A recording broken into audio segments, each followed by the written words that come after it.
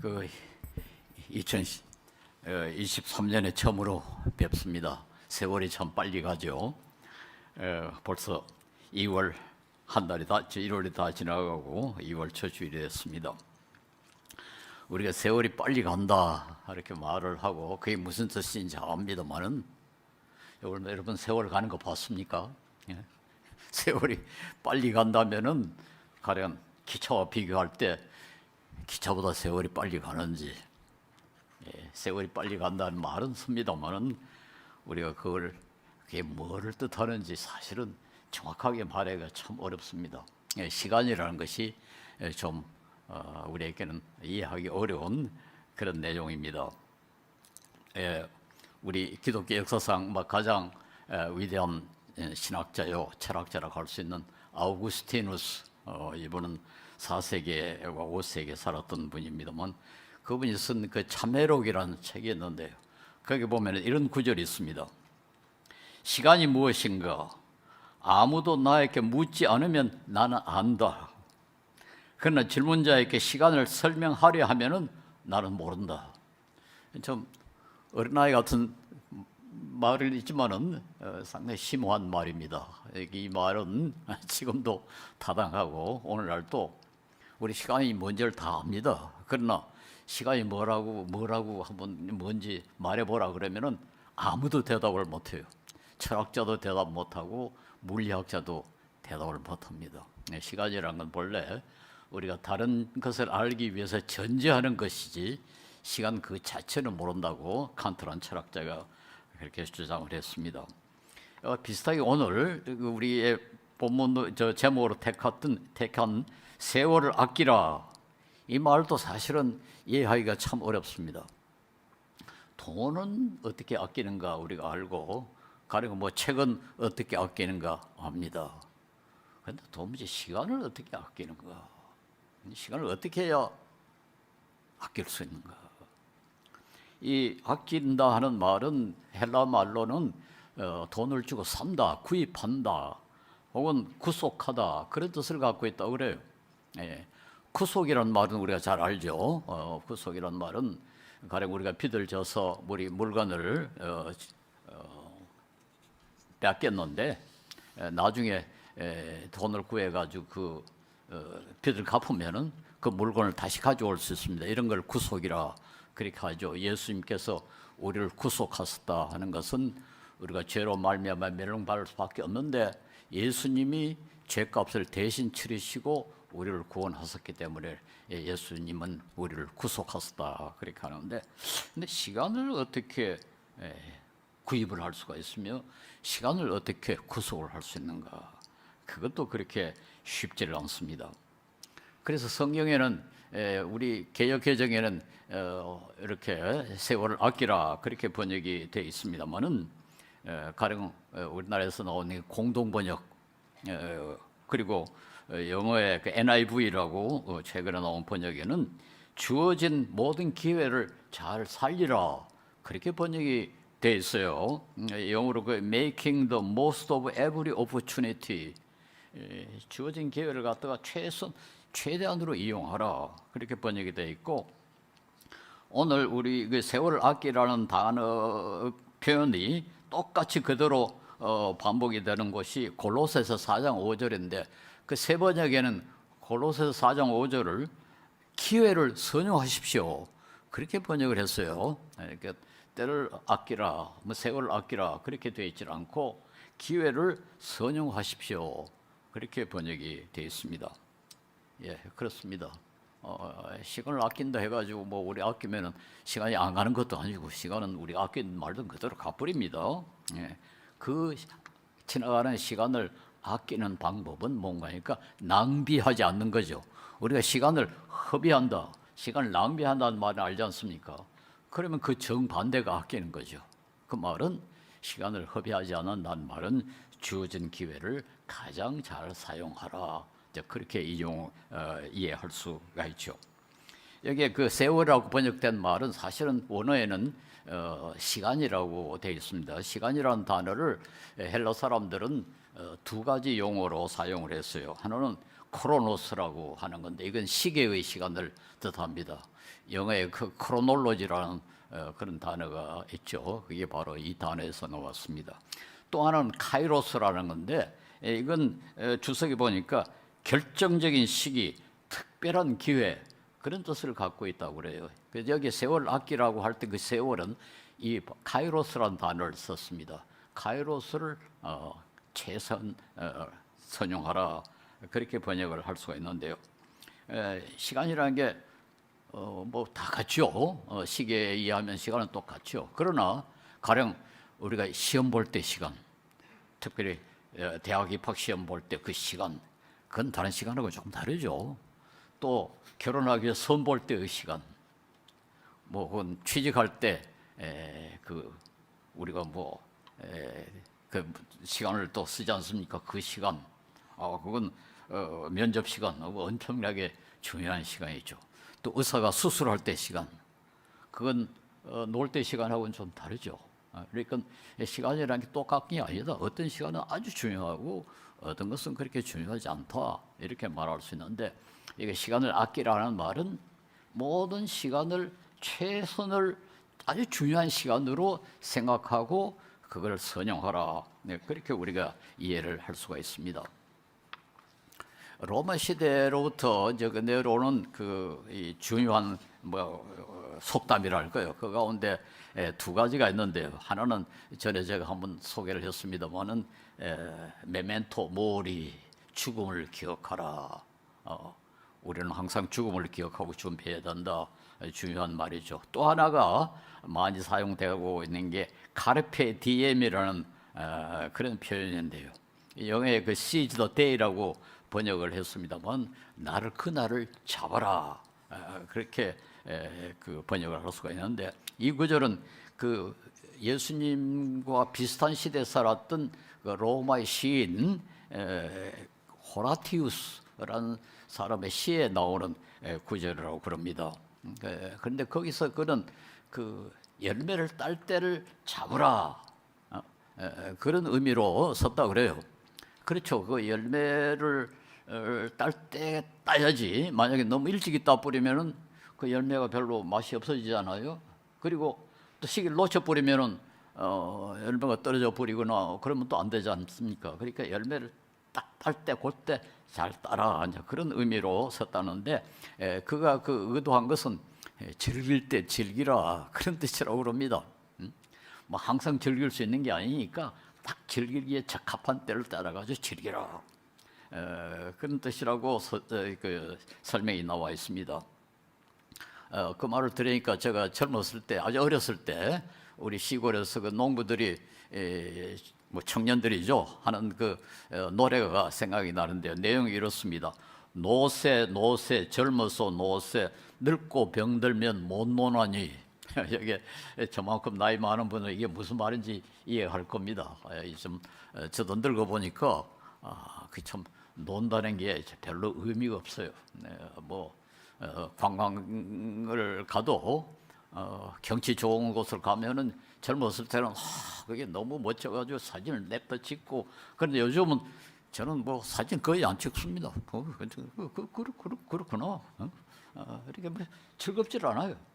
특별히 재밌지도 않고 그러니까 아마 노세 젊어서 노세 늙고 병들면 못 노나니 제가 이 학교 다닐 때 우리 그 교단에 미국에서 오신 한트 선교사라고 한부선 선교사라고 아주 우리 한국 사람들이 모두 좋아하는 참 존경받는 그런 선교사님인데 그분이 그 한국 사람 편을 항상 들지만은 어떤 때는 또 비판도 많이 해요.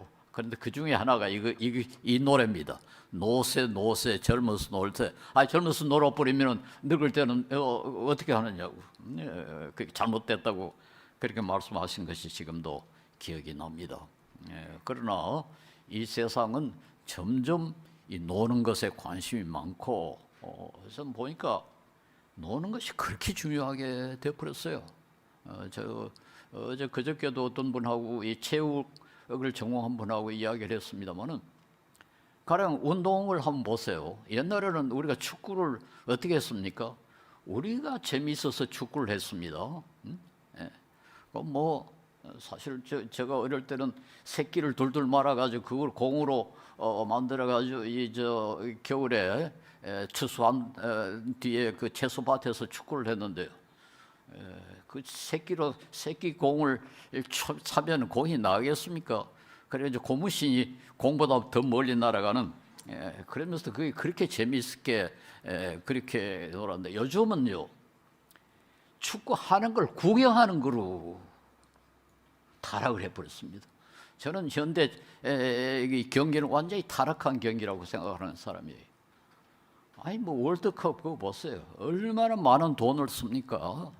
그런데 그 뭐 때문에 그렇게 돈을 씁니까?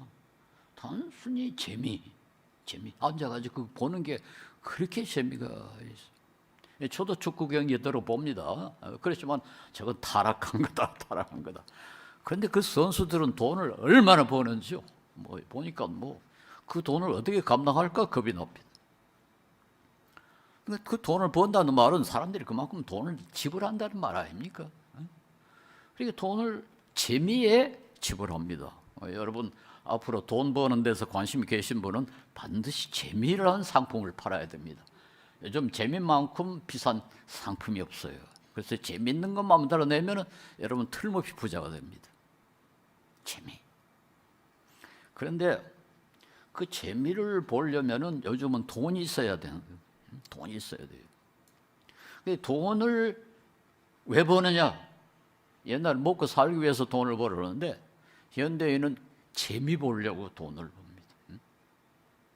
그래가지고 심지어 도둑질도 하고 법도 어기고 그래서 감옥에도 들어가고 또 스트레스 쌓여가지고 병도 나고 재미 보려다가 더 고통당하는 그런 어리석은 짓들을 우리가 말해야 합니다. 이 세상이 저는 그렇게 정상적으로 돼가고 있다고 생각하지 않습니다. 뭐가 좀 잘못되어 가고 있다. 여기 본문에 때가 악하니라. 재미를 다른 사람에게 아무 해도 안 끼치고 모두가 다 같이 재미를 보면 참 좋겠는데 어떤 사람이 재미를 보려고 돈을 많이 모으다 보니까 불필요하게 가난해지는 사람도 많고, 그러니까 차별이 더 심해지고 어떤 사람은 더 고통을 당하고 도둑질하고 사기치고. 이 디모데후서 3장 1절 이하에 보면은 말세에 어떨 것인가 하는 것을 쭉 이야기했는데 좀 악의 카탈로그를 할까요?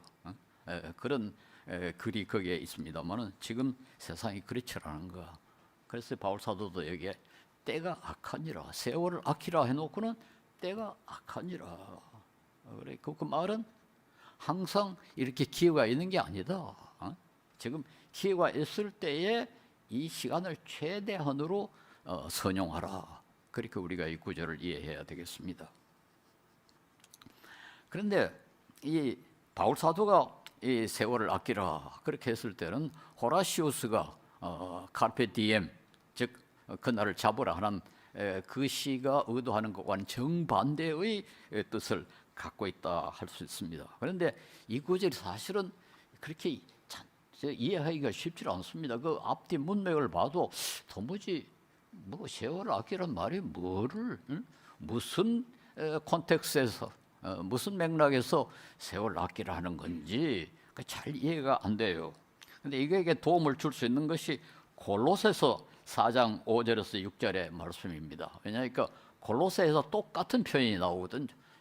원어로 그 세월 아끼라는 말이 골로새서 4장 5절에서 6절에서 그대로 나옵니다. 거기에 이렇게 되어 있습니다. 외인에게 대해서는 지혜로 행하여 세월을 아끼라. 여기 지혜란 말이 또 나오지 않습니까? 오늘 에베소서 4장에도 지혜란 말이 지혜롭게 행동하라는 말이 나오는데 여기도 외인에 대해서는 지혜로 행하여 세월을 아끼라. 너희 말을 항상 은혜 가운데서 소금으로 맛을 냄과 같이 하라. 그리하면 각 사람에게 마땅히 대답할 것을 알리라. 근데 여기 중요한 단어가 외인에게 하는 말입니다. 외인에게. 이 말은 요즘 세번역에 보면 교회 바깥에 있는 사람에게 그런 뜻입니다. 이 세상 사람들에게 지혜롭게 행동하고 말을 해서 세월을 아끼라. 주어진 기회를 최대한으로 이용하라. 그런 말이고, 여기 보니까 물론 우리가 행동이 다 중요합니다만 특별히 말에 대해서 관심을 썼죠. 너희 말을 항상 은혜 가운데서 소금으로 맛을 내게 하라. 말을 맛있게 해라. 그 말은 무슨 말입니까? 그 말을 들었을 때 사람들이 단순히 설득을 당하는 것보다는 참 은혜롭다, 우리에게 도움이 된다, 혹은 뭐 기분이 좋다, 뭐 이런 뜻이 되지 않겠습니까? 은혜롭게 하고 소금으로 빛을 내라 하는 걸 보면은 그 말이 다른 사람에게 이익을 주고 그 말이 부패를 줄이는 그런 은혜로운 말이 돼야 된다, 그런 뜻이 아니겠습니까? 그래서 이 악한 세상에서 그리스도인들은 외부인들, 특별히 안 믿는 사람들에게, 즉 그리스도인들을 알지 못하고 그리스도에 대해, 기독교에 대해서 악한 감정을 가진 사람들에게 아주 지혜롭게 말하라, 그렇게 말하는 것으로, 가르치는 것으로 이해를 해야 됩니다. 앞으로 어떤 핍박이 올지 잘 모르지 않느냐. 그러니까 그 전에 주어진 시간을 최대한으로 이용을 해가지고 이 빛과 소금의 역할을 하라, 그런 의미로 우리가 이해를 해야죠. 말에 대해서 제가 여러 번 말씀을 드렸습니다만 성령도 말을 어떻게 해야 할 것인가에 대해서 관심을 많이 씁니다. 여러분 야고보서에 보면 말에 대해서 엄청나게 많이 언급하고 있지 않습니까? 그래서 그리스도인들이 말을 아주 조심스럽게 하라. 그 말을 조심스럽게 한다는 말은 마음이 그렇게 돼 있어야지, 말하는 게 마음하고 따라 나오는 게 아니잖아요. 속에 있는 게 말로 나오는 거지, 이게 말하고 따로 되는 게 아닙니다. 그 말은 우리 인품이 제대로 돼야 말이 아름답고 선하게 나온다, 이렇게 우리가 이해할 수 있죠. 저희 우리 돌아가신 저희 장모님은 천성이 좀 그런 분이지만은 오랫동안 신앙생활을 해가지고 참 아주 은혜로운 그런 분이었습니다. 말이 얼마나 자유로운지, 부드럽고 자유로운지 그 덕을 많이 봤어요. 한 번은 어떤 집에 어떤 분이 그 큰 책상, 아주 그 멋진 책상 중고품에 판다고 어떻게 연락을 받았습니다. 저 책상이 하나 필요해가지고는 사러 갔는데 어떻게 하다가 우리 장모님이 가시게 됐어요. 그러니까 이제 흥정을 하는데, 그때는 모든 물건을 다 흥정을 하고, 더군다나 중고품이니까 흥정을 하지 않습니까? 그런데 나중에 그 파는 사람이 그래요. 내가 얼마를 받아야 되는데 그 아주머니 말씀하시는 걸 너무 멋져서 깎아드리겠습니다. 그래가지고 우리 장모님 덕으로 아주 값싸게 그렇게 책상을 샀어요. 그런데 그분의 그 말이 지금도 기억이 나요. 아주머니가 워낙 말씀을 부드럽게 잘하셔서 제가 이렇게 많이 깎아드리겠습니다. 그렇게 참 그때 말을 하는 것이 그렇게 중요하구나 하는 것을 그때 느꼈습니다. 그런데 여기 시간을 아끼라, 즉 세월을 아끼라, 혹은 시간을 최대한으로 선용하라는 말을 해놓고는 술 취하지 마라. 18절에 술 취하지 마라. 이는 방탕한 것이니 오직 성령으로 충만함을 받으라. 술 취하면 어떻게 됩니까? 술 취하면 제정신을 차리지를 못하고 못된 짓을 하고 방탕한 짓을 할 때가 많죠. 심지어는 또 음주운전을 해가지고 사람을 죽이기도 하고, 도무지. 그래서 요즘도 좀 못된 짓을 해놓고는 왜 그랬냐 하면 술을 취해가지고 그랬다고 그러지 않습니까? 술이라는 게 이제 그런 문제를 일으키는데요. 그러니까 술 취하면 지혜롭게 행동하지 못하고 아주 어리석게 그렇게 행동할 수밖에 없습니다. 그래놓고는 그 다음에 성령의 충만함을 받으라 또 그럽니다. 술 취하지 마라 해놓고 또 성령 충만은 왜 이야기했을까요? 그건 성령 충만을 받은 사람들이 가끔 행동하는 것이 술 취한 사람하고 비슷했기 때문에 아마 그랬을 겁니다. 사도행전에 보면은 오순절 때 그 성령이 강림했을 때 사도행전 2장 13절에 보면 그들이 새 술에 취했다, 그렇게 사람들이 비방했다는 거거든요. 왜 그랬겠습니까?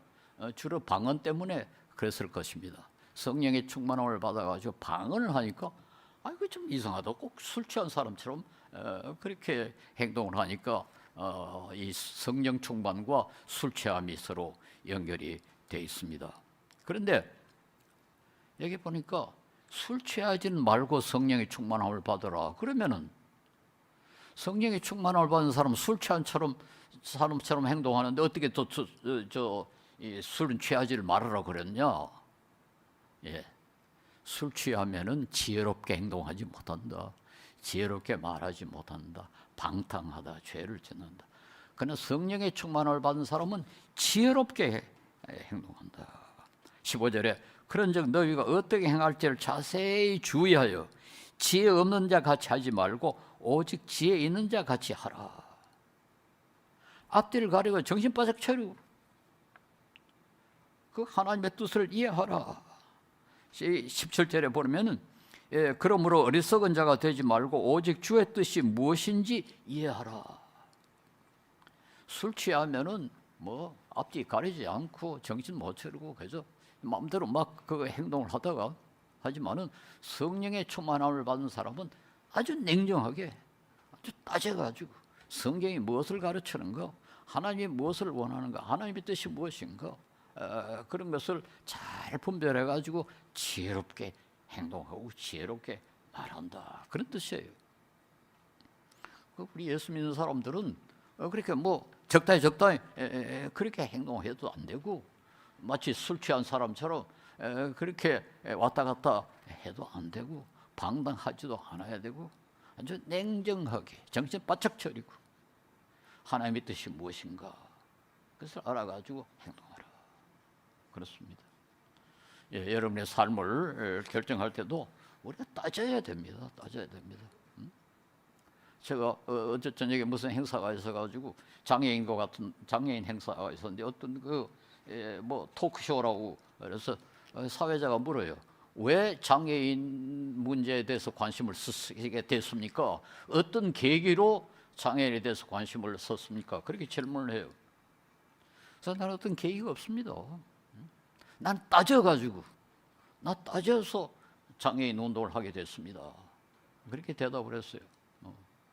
제가 생각해 보니까 이 땅에서 제일 억울하게 고통을 많이 겪는 사람들이 장애인이더라.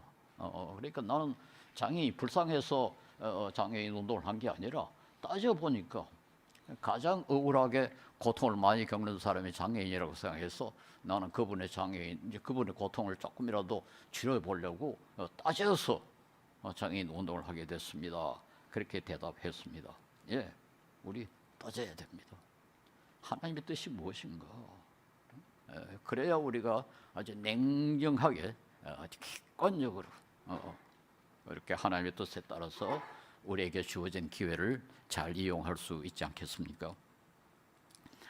저는 이 바울 사도의 이 편지 이게 그 에베소 교회와 골로새 교회에 보내졌는데 그 에베소와 골로새에서 그렇게 멀지 않은 곳에 그 한 총독을 했던 사람이 있습니다. 그 성경에 나오는 비두니아 지역이라는 게 있는데요. 지금 터키의 북서 쪽이라고 할 수 있죠.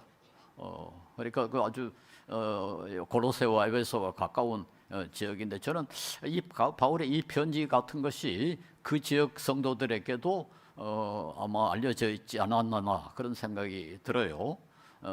그런데 그 비두니아 지역에 총독을 했었던 사람이 로마의 그 관리인데 폴리니우스라는 사람이 있었습니다. 그는 주후 112년, 112년이니까 뭐 1세기, 2세기죠. 그때 그 비두니아 지역의 총독이었는데 이 사람은 그때 그 로마 황제였던 트리아누스라는 사람과 아주 가까웠습니다. 그래가지고는 이 폴리니우스가 그리스도인들에 대해서 이 고발이 많이 들어오는데 그리고 또 자기도 지금 그런 사람들에 대해서 재판을 해야 되는데 어떻게 하는 것이 좋겠습니까? 하고 황제에게 편지를 보냈어요. 그리고 황제가 거기에 대한 대답을 합니다. 트리아누스가. 근데 그 다행하게도 그 편지와 대답이 다 오늘날 남아 있어요. 초대 문서 가운데 남아 있는 것들이 별로 없는데 다행하게도 이 플리오누스와 그 테라누스의 편지와 답이 남아 있어 가지고 아주 중요한 그 문서로 지금 취급이 되고 있습니다. 고정 문서로 취급이 되고 있는데 그때 그 로마의 관리들 고위층이 기독교를 어떻게 받는가 하는 것을 알 수 있는 아주 중요한 문서가 되어 있습니다. 그런데 거기에 보면은 그 편지에 보면 이제 그 플리니우스가 이렇게 썼습니다. 그리스도인들은 나쁜 짓을 하지 않고 악한 짓을 하지 않고 도둑질을 하지 않고 절취하지 않고 간음하지 않고 약속을 어기지 않고 그들에게 어떤 물건을 맡기면 잘 간직했다가 돌려 주기로 한 약속 시간을 잘 지킨다. 그렇게 하기로 서약을 한다. 그렇게 기록이 되어 있고 정한 날 새벽에, 그러니까 정한 날란 말이 아마 주일이겠죠. 주일날 새벽에 모였다고 그래요. 그리고 서로 노래로 화답하고, 이 본문에 보면 19절에 시와 찬송과 신령한 노래들로 서로 화답하며 하는 구절 있지 않습니까? 여기에 그 화답이란 말이 나와요. 화답이란 말은 이 찬송을 부를 때 우리처럼 같이 부르지 않고 한쪽 편이 1절을 부르고 짝편 2절을 부른다든가 아니면 한 소절을 이쪽이 부르고 한 소절을 저쪽이 부르고, 저희 어릴 때는 그렇게 찬송가 교회도 그렇게 들어 찬송을 했습니다. 그걸 이제 화답이라고 그렇게 서로 번갈아 가면서 노래를 불렀다. 그렇게 기록을 하고 있어요. 그래서 정한 날에 모여서 서로 화답하고 눈에 띄지 않은 평범한 음식을 서로 나눈다. 그렇게 보고했습니다. 그리고는 이 자기가 곧 그 재판을 해야 되는데 노예 소녀 두 사람, 노예고 소녀, 결혼하지 않냐는 여성인데 노예라 그랬어요. 그런데 그 사람들을 교회에서는 집사라고 부른다. 그렇게 그 표현을 해놨어요. 근데 이런 사람들을 재판할 때 단순히 그 사람들이 그리스도인이라 해서 재판을 해야 벌을 줘야 되느냐, 아니면 나쁜 짓을 했기 때문에 벌을 줘야 되느냐, 이런 질문을 거기에 하고 있어요. 그리고 그래도 뭐 물론 이 사람은 뭐 기독교에 대해서 아주 절대적으로 긍정적이지는 않습니다. 미신이라고 불렀습니다.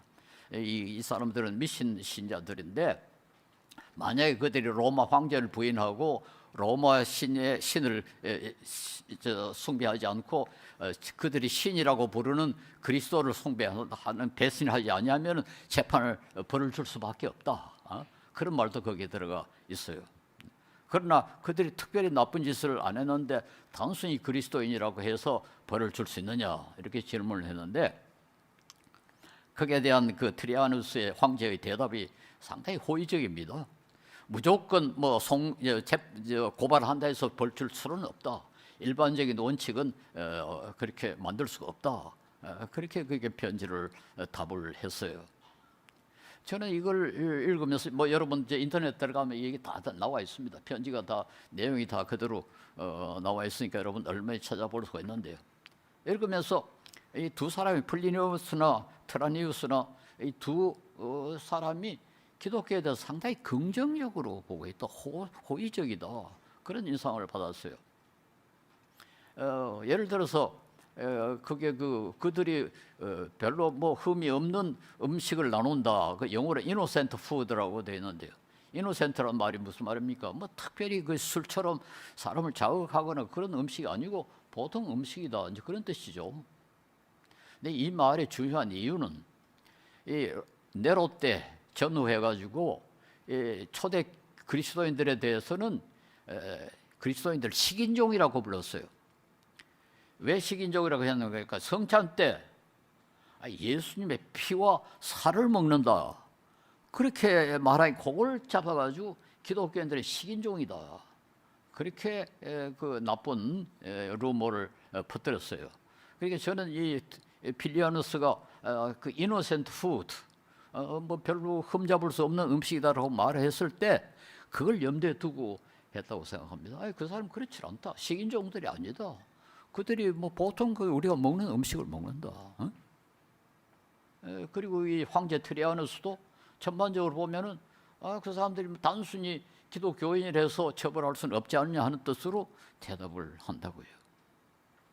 어떻게 해서 이렇게 조금 전에 네로가 그렇게 못되게 기독교인들을 학살을 하고 핍박을 했는데 왜 얼마 후에 이렇게 호의적이 됐는지, 그게 참 사실 우리가 좀 생각해 볼 일이라고 생각을 합니다.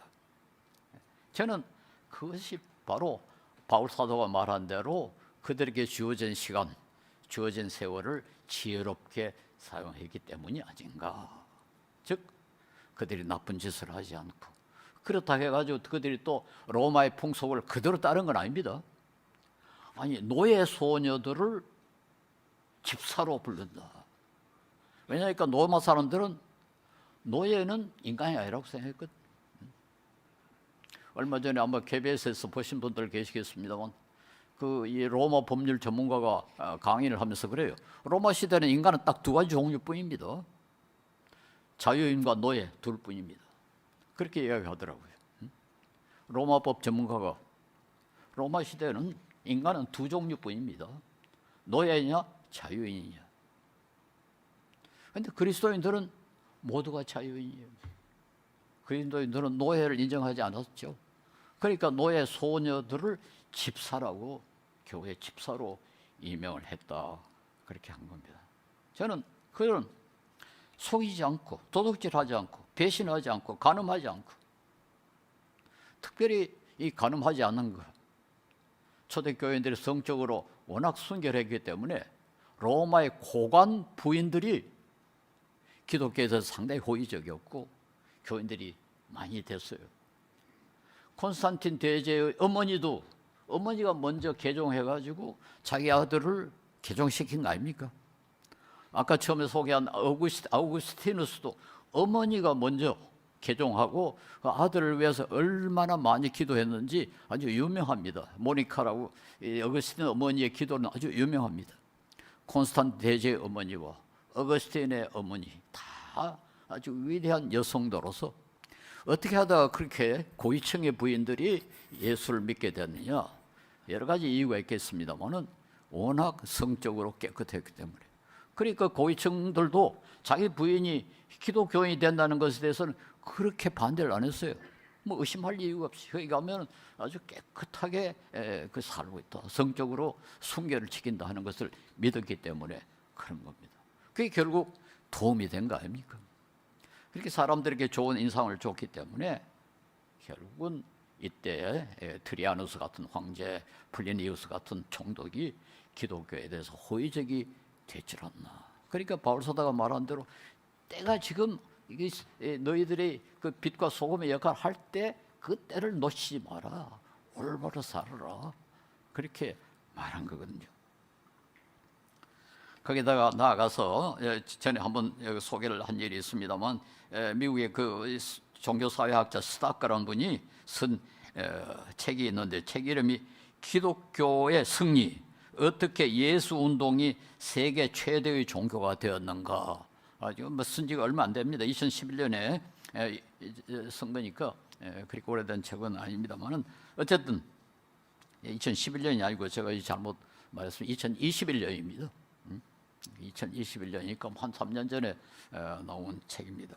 거기에 보면 주 2세기와 3세기에 로마에 천년두가 만연을 했는데 로마 인구의 3분의 1이 죽었습니다.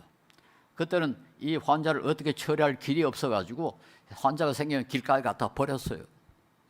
그런데 그때 극소수였던 그리스도인들이 그 버려진 환자들을 집에 데려가서 밥을 먹이고 물을 마시게 하고 간호를 했습니다.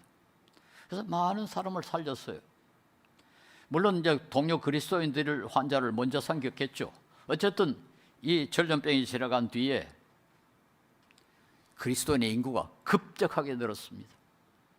사람들이 감동을 받고, 또 비그리스도인들 많이 죽었는데 그리스도인들은 서로 간호를 해주니까 살아가지고 결국은 그리스도인의 인구가 급격하게 늘었다는 것입니다. 그걸 보고 다른 사람들이 감동을 받을 수밖에 없죠. 그 재미있는 이야기는 그 기독교를 공인한 콘스탄틴 대제의 조카, 그 아들이 황제가 됐고 그 아들이 후사가 없이 죽어서 그 동생, 이 사촌이 황제가 됐습니다. 그 콘스탄틴 대제의 조카가 황제가 됐는데 그 사람이 유명한 율리아누스라는 분인데요. 이분은 자기 삼촌의 뜻에 거슬려서 로마의 전통 종교를 회복해야 되겠다. 그래서 기독교를 개척했습니다. 그래서 역사적으로 배교자 율리아누스라고 그런 별명이 붙어 있습니다.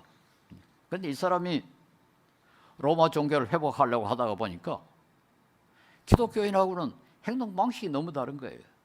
그래서 로마 종교의 그 사제들 보고 그랬다고 전해옵니다. 너희들도 기독교인 본 좀 봐라. 기독교인 본 좀 봐라.